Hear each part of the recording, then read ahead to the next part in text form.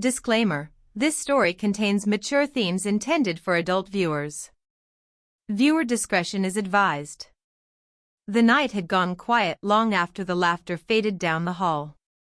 I thought he'd fallen asleep, his door had closed hours ago, and I'd told myself it was safe to finally let my guard down.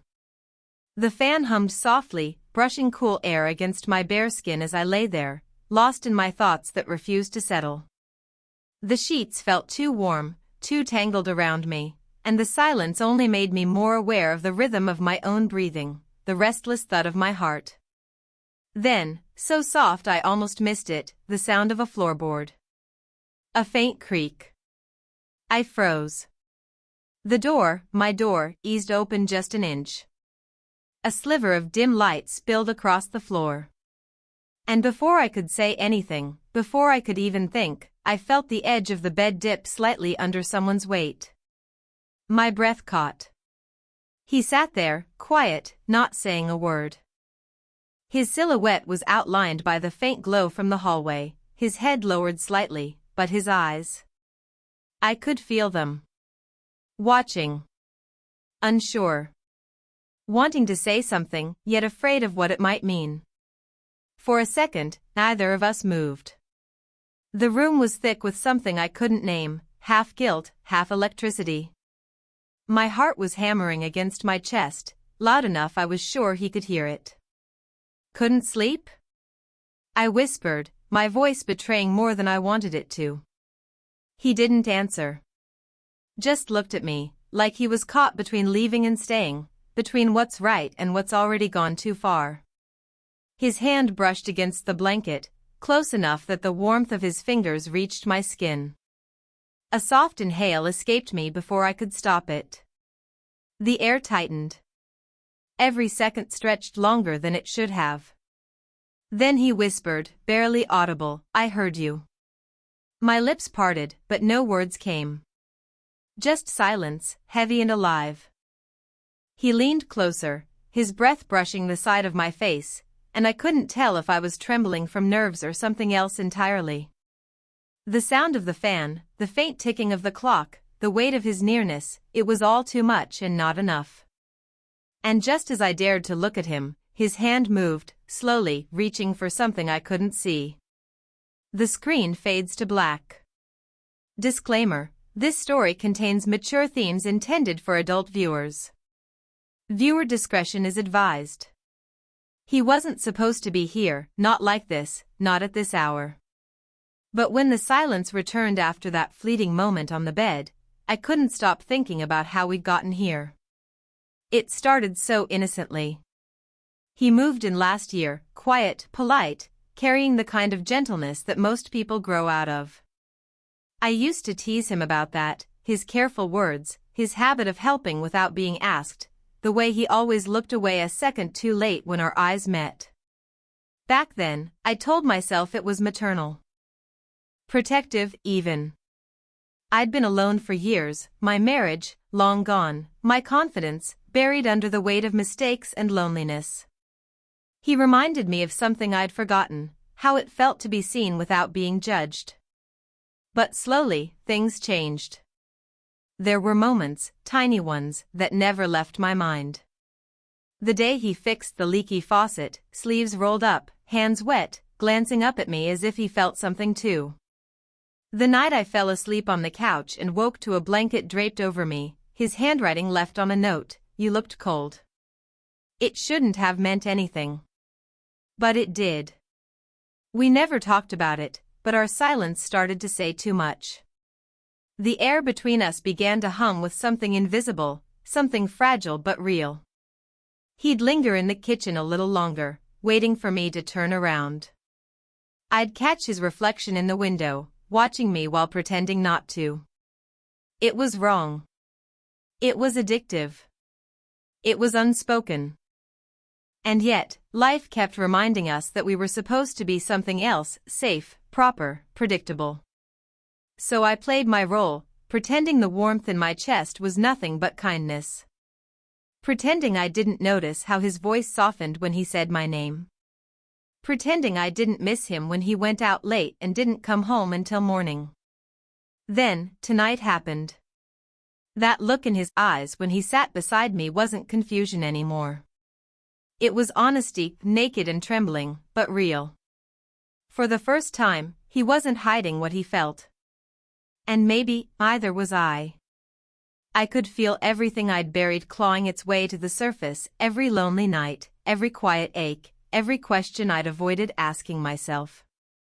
Was this what I wanted? Or was this what I'd been running from all along? Before I could decide, he looked at me again. That same careful gaze, now stripped of hesitation. The sound of the fan seemed distant, the night outside almost holding its breath. He whispered my name, and it felt like a confession. The camera lingers on her face, wide eyes, a trembling lip, a thousand unsaid things in her expression, before cutting to black. Disclaimer: this story contains mature themes intended for adult viewers. Viewer discretion is advised. The days that followed felt heavier, each one filled with glances that lasted too long and silences that said too much. We didn't talk about that night. We couldn't. But every time our paths crossed, it was there between us, humming like electricity under our skin. He started avoiding me at first, leaving early, coming home late, pretending to be busy. But avoidance has a way of drawing you in deeper. I'd catch him watching me from across the room, eyes darting away the second I noticed. His voice would tighten when I spoke to someone else, especially when my friend Daniel stopped by one evening, his laughter echoing down the hall. That night, I saw the way his jaw clenched, the way his hands stayed buried in his pockets. When Daniel left, the silence between us was sharper than before. "You really like him, don't you?" he asked quietly, not meeting my eyes. I froze, halfway through wiping down the counter. "He's just a friend." "Right," he said, and there was something in his tone that stung, something raw, almost jealous. I wanted to tell him he had no reason to feel that way. But when I looked at him, his shoulders tense, his eyes dark with something he didn't understand, I couldn't. Because the truth was, I felt it too. The jealousy. The pull. The ache of wanting something you shouldn't. Later that night, he passed me in the hallway, close enough that our shoulders brushed. It wasn't accidental. I felt the heat of his skin through the thin fabric of my robe, and my breath caught. He stopped, turned halfway, his voice low. "Do you ever think about that night?" The question hit me harder than it should have. My heart was pounding, my throat dry. "You should go to bed," I whispered. But neither of us moved.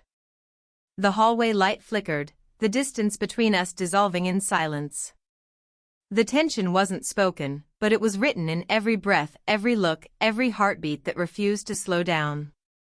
Something was breaking inside both of us, slowly, inevitably. And we both knew it wouldn't stay unspoken much longer. Disclaimer: this story contains mature themes intended for adult viewers. Viewer discretion is advised. Rain had been falling since dusk, steady and soft, wrapping the house in a sound that made the night feel smaller, more private. The power had flickered twice already, and by the time the third surge dimmed the lights, he was standing in my doorway again. I should have told him to leave. I should have said no. But the words never came. He looked soaked from the rain, hair dripping, shirt clinging to him. "The storm knocked out the power in my room," he said, voice low, uncertain. "Can I stay here? Just until it passes?" It wasn't really a question. And I wasn't really saying yes when I nodded. The candles on the dresser threw soft, trembling light across the room. Shadows swayed over the walls as he sat down near the bed, close enough that I could feel the warmth radiating from his skin despite the chill. The scent of rain and soap lingered between us, mixing with something unspoken, something we both had tried to bury. For a moment, we just listened to the rain. Each drop against the window felt louder than our breaths. His hand brushed the blanket, then hesitated, like he was testing the distance we'd both pretended wasn't there. You've been avoiding me, I said finally, my voice quiet but steady. He looked up, eyes dark, conflicted. Because I don't trust myself around you. The honesty in his tone made my pulse skip. I turned my head away, pretending to focus on the flickering light, but my throat tightened with every word that followed. I keep trying to forget that night, he said softly, but every time I close my eyes, don't, I cut in, breath-catching. Don't say it. But it was too late. The air between us had already shifted. The candlelight danced across his face as he moved closer, slowly, carefully, as if waiting for me to stop him. I didn't. The thunder rolled outside, echoing through the house. The flame flickered. His shadow fell over me. Our eyes met, his trembling with restraint, mine with fear and wanting, and in that fragile heartbeat of silence, we both knew there was no going back. And then, just as he leaned closer, the lights came back on. Disclaimer: this story contains mature themes intended for adult viewers. Viewer discretion is advised. The lights hummed softly after coming back on, and for a long moment, neither of us moved. The spell had broken, but not the feeling. His hand was still there, resting on the blanket between us, trembling just enough for me to notice. Then, suddenly, he stood up. I shouldn't be here, he said, voice strained. I keep telling myself that, but I keep ending up right back in front of you. I swallowed hard. Then maybe stop running from it. He looked at me, startled. There was no anger in my voice, no accusation, just exhaustion, the kind that comes from pretending too long. I'm not the one pretending, he said quietly. I frowned. What's that supposed to mean? He hesitated, eyes darting to the floor. You act like this is about me, but it's you who keeps calling me back. Every look, every word, you want me here. His words cut through the room like a crack of thunder. I stood, instinctively defensive, but what stung most was knowing he wasn't wrong. I opened my mouth to respond, but then, from the hallway, a voice. A woman's voice. Are you two still awake? It was his girlfriend, Maya. I froze. I hadn't even realized she'd come over earlier. She stepped into the doorway, confusion shadowing her face as her eyes moved from him to me. The silence was unbearable. Maya, he started, too quickly, it's not what it looks like. Her gaze hardened. Then tell me what it is. Because from where I'm standing, it looks exactly like what I was afraid of. The storm outside seemed to fade beneath the sound of her voice, hurt, shaking, disbelieving. I tried to step forward, to explain, but she lifted a hand. Don't, she said, tears forming. I trusted you. She turned to leave, but he reached out, catching her wrist gently. Wait, please, it's not, her voice broke. You came here tonight, didn't you? When you told me you'd be home. He said nothing. That silence was all the answer she needed. Maya's breath hitched, her shoulders trembling before she pulled free and walked away. The front door slammed a second later. The sound echoed through the room, final and sharp. I looked at him, his expression hollow, lost, and for the first time, I realized what had truly happened. This wasn't a confession of love. It was a moment of weakness that had just destroyed something pure. He sank onto the edge of the bed, running a hand through his hair. I didn't mean for any of this to happen. Neither did I. Outside, the rain began to ease. Inside, all that remained was silence, thick, aching, and irreversible. The screen fades out on his face, lit by candlelight, eyes wet but unblinking. Disclaimer: this story contains mature themes intended for adult viewers. Viewer discretion is advised.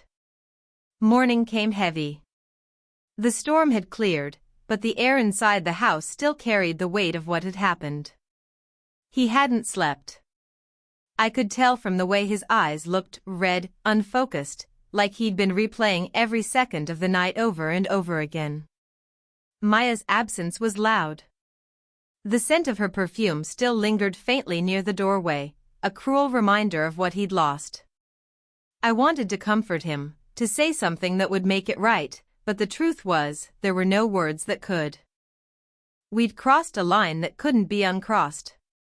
He stood by the window, arms folded, staring at the rain-soaked street outside. "She won't answer my calls," he said finally. "And maybe she shouldn't." I hesitated. "She deserves an explanation. Not silence." He turned toward me, eyes sharp. "An explanation for what? That I was too weak to walk away? That I stayed because I didn't want to?" His voice cracked on the last word, and I felt something twist in my chest. This wasn't anger, it was guilt eating both of us alive. "You're not the only one who's been lonely," I said softly. "You think I planned any of this? You think I wanted to hurt anyone?" He stepped closer, shaking his head. "You didn't stop me either." The words hit hard. I opened my mouth, but he continued. "You talk about what's right, about consequences, but you wanted it as much as I did. You just hide it better."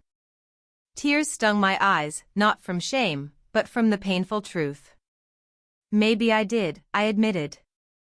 "But that doesn't make it right." Silence fell again, heavy and honest.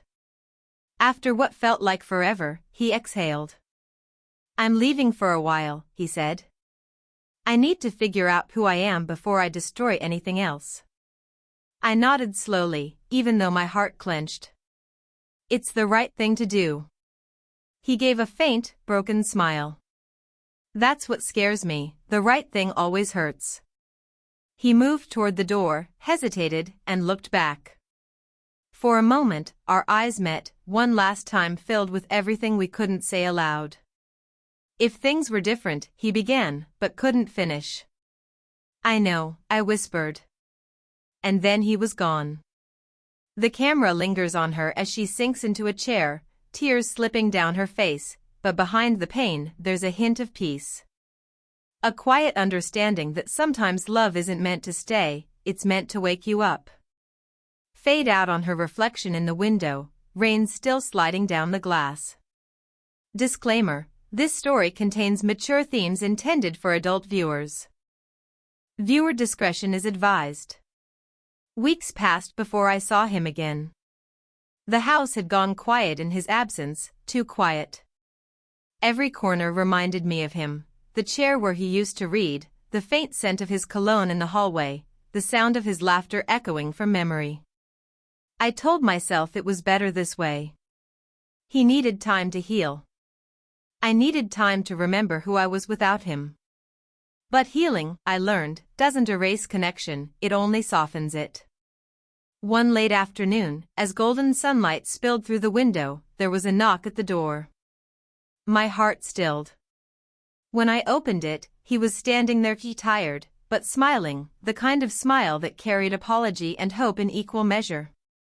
"I didn't know if you'd want to see me," he said. "I didn't know if I'd be ready," I replied, unable to stop the warmth rising in my chest. For a moment, we just stood there, the world shrinking down to the sound of our breathing. Then he stepped closer, holding out a small envelope. Inside was a note, written in his familiar, slightly messy handwriting. "You once told me we don't get to choose who feels like home. I think I finally understand what that meant." Tears blurred my vision.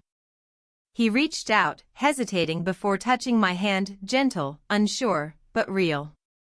"I made mistakes," he said quietly.